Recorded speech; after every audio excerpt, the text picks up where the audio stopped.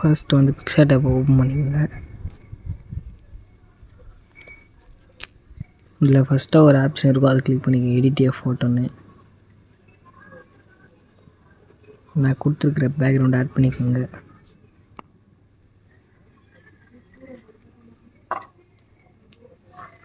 Add பண்ணிவிட்டு கீழே scroll பண்ணிங்கன்னா ஆட் ஃபோட்டோன்னு இருக்கும், அதை கிளிக் பண்ணிக்கோங்க. நான் கொடுத்துருக்குற பேக்ரவுண்ட் ஆட் பண்ணிக்கோங்க.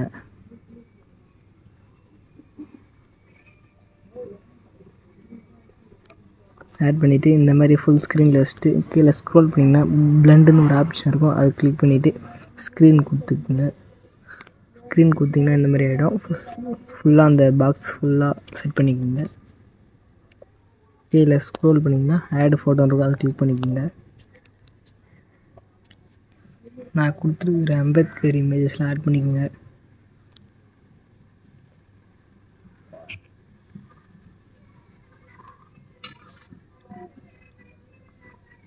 ஆட் பண்ணிவிட்டு இந்த எல்லா ஃபோட்டோக்கும் பேக்ரவுண்ட் ரிமூவ் பண்ணணும். அந்த ஃபோட்டோவை கிளிக் பண்ணிவிட்டு இங்கே கீழே ரிமூவ் பிஜின்னு இருக்கும், அதை கிளிக் பண்ணிக்கோங்க. ரிமூவ் பேக்ரவுண்ட் இருக்கும் ப்ளூ கலரில், அதை கிளிக் பண்ணிக்கோங்க. கிளிக் பண்ணிங்கன்னா பேக்ரவுண்ட் ரிமூவ் ஆகிடும். இந்த மாதிரி எல்லா ஃபோட்டோவுக்கு பண்ணிக்கோங்க. ரிமூவ் ஆனதுக்கப்புறம் கொஞ்சம் சைடில் வச்சுக்கோங்க ஃபோட்டோ.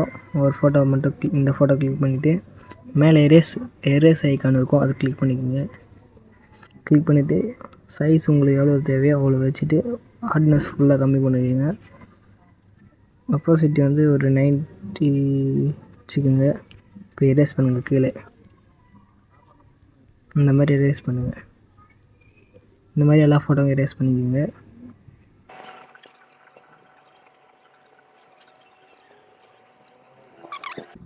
இமேஜ் வந்து எப்படிமா பின்னாடி கொண்டு போகிறதுனா, குட்டி தான் ஒரு பாக்ஸ் மாதிரி இருக்குது, அதை கிளிக் பண்ணிவிட்டு அழுத்து பிடிச்சி கீழே இப்படி இறக்குனீங்கன்னா பின்னாடி போய்டும். இது மேலே வச்சுக்கோங்க. ஓகே, இந்த மாதிரி செட் பண்ணதுக்கப்புறம் ஒரு ஃபோட்டோவை கிளிக் பண்ணிவிட்டு கீழே ஸ்க்ரோல் பண்ணிங்கன்னா ஷேடோன்னு ஒரு ஆப்ஷன் இருக்கும், அதை கிளிக் பண்ணிவிட்டு இங்கே தேர்டாக ஒரு ஆப்ஷன் இருக்கும், ஃபஸ்ட்டுன்னு ஒரு ஆப்ஷனு, அந்த ஆப்ஷன் கிளிக் பண்ணி இதை ஃபுல்லாக 0ல் வச்சுக்கோங்க. ரெண்டுத்தையும் இந்த மாதிரி எல்லா ஃபோட்டோவும் பண்ணிக்கோங்க.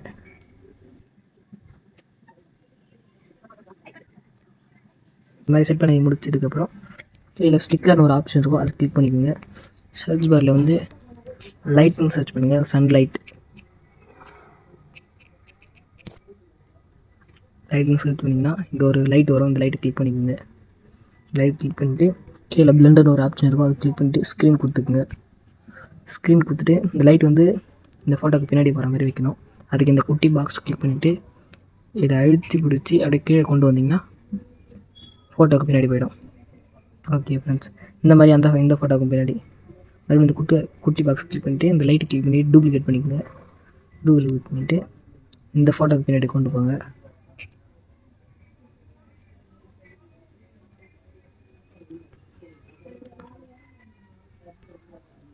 இந்த மாதிரி கொடுத்ததுக்கப்புறம்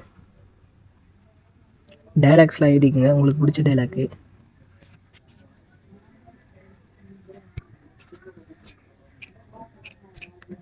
நான் எழுதுகிற மாதிரி எழுதிக்கலாம், இல்லை வேறு மாதிரி எழுதிக்குங்க.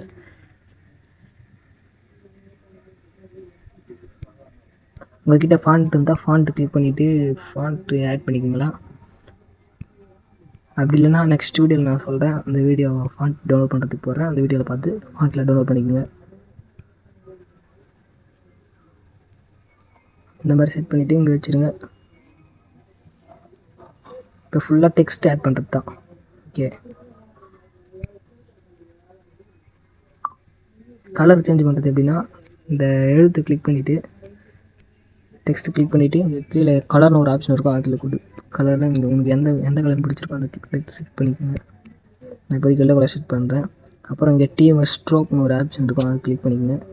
உங்களுக்கு ஒயிட்டில் வேணாலும் ஒயிட்டில் வச்சுக்கலாம், பிளாக்கில் வேணாலும் பிளாக்கில் வச்சுக்கிறதுனால எழுத்து அழகாக தெரியும். ஓகே,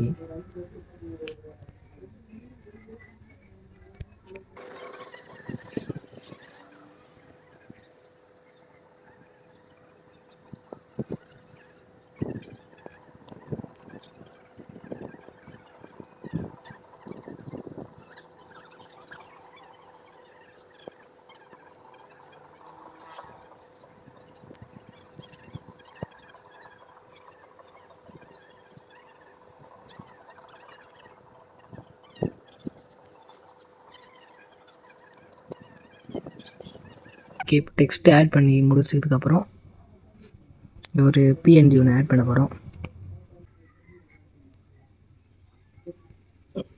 இந்த பிஎன்ஜி ஆட் பண்ணிவிட்டு இந்த ஃபோட்டோவுக்கு பின்னாடி வர மாதிரி வச்சுக்கோங்க. இந்த குட்டி பாக்ஸ் கிளிக் பண்ணிவிட்டு அழுத்தி பிடிச்சி அப்படியே கீழே ஸ்க்ரோல் பண்ணிங்கன்னா அப்படியே பின்னாடி போகும். ஃபுல்லாக பின்னாடி வந்துடுங்க, லைட்டு எல்லாம்.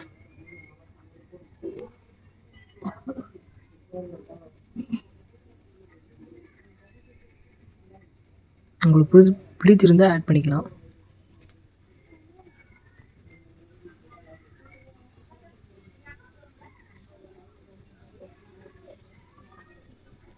ஆட் பண்ணிவிட்டு எரேஸ் ஐக்கான் கிளிக் பண்ணிவிட்டு அதில் எரேஸ் பண்ணிக்கோங்க.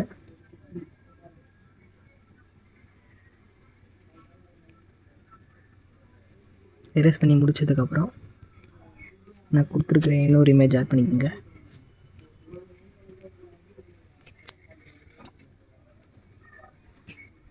இந்த ஃபோட்டோவை க்ராப் பண்ணிருக்கோம், அதை கிளிக் பண்ணிவிட்டு இந்த மாதிரி ஃபுல்லாக இது வரைக்கும் க்ராப் பண்ணிக்கோங்க. டிக் ஐக்கான் கொடுத்துருங்க. டிக் ஐக்கான் கொடுத்து இந்த மாதிரி இங்கே மேலே செட் பண்ணிக்கோங்க. ஓகே, இன்னொரு பிஎன்ஜி ஒன்று ஆட் பண்ணோம்.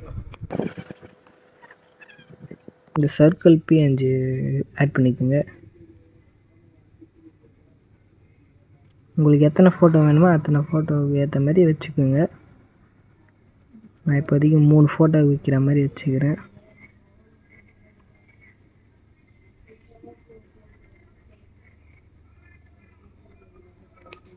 அப்படியே இந்த குட்டி பாக்ஸ் கிளிக் பண்ணிவிட்டு இதை டூப்ளிகேட் பண்ணிக்கோங்க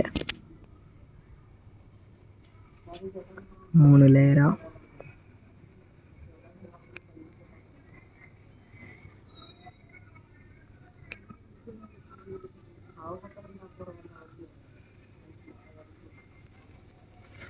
இந்த மாதிரி வச்சுட்டு உங்கள் ஃபோட்டோஸ் ஆட் பண்ணிக்கோங்க.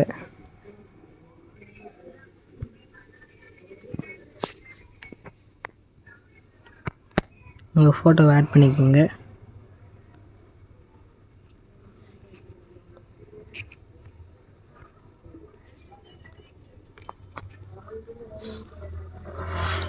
ஆட் பண்ணிவிட்டு உங்கள் ஃபோட்டோவை கிளிக் பண்ணி இங்கே கீழே ஸ்க்ரோல் பண்ணிங்கன்னா ஷேப்னு ஒரு ஆப்ஷன் இருக்கும், அது கிளிக் பண்ணிக்கோங்க. கிளிக் பண்ணிவிட்டு இங்கே ஷேப்னு இருக்கும், அது கொடுத்துட்டு இந்த ரவுண்ட் சர்க்கிள் இந்த ஷேப்பு இந்த மாதிரி எல்லா ஃபோட்டோவுக்கும் பண்ணிக்கோங்க. பண்ணிவிட்டு இந்த குட்டி பாக்ஸில் வச்சுடுங்க.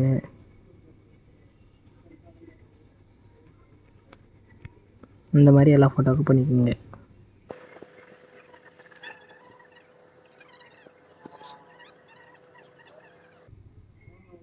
இந்த மாதிரி செட் பண்ணி முடிச்சதுக்கப்புறம் அவ்வளோதான் ஃப்ரெண்ட்ஸ், முடிஞ்சிச்சு ஃப்ரெண்ட்ஸ். ரொம்ப ஈஸியாக முடிஞ்சிச்சு.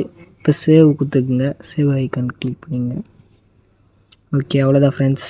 இந்த வீடியோ பிடிச்சிருந்தால் லைக் அண்ட் சப்ஸ்கிரைப் பண்ணுங்கள்.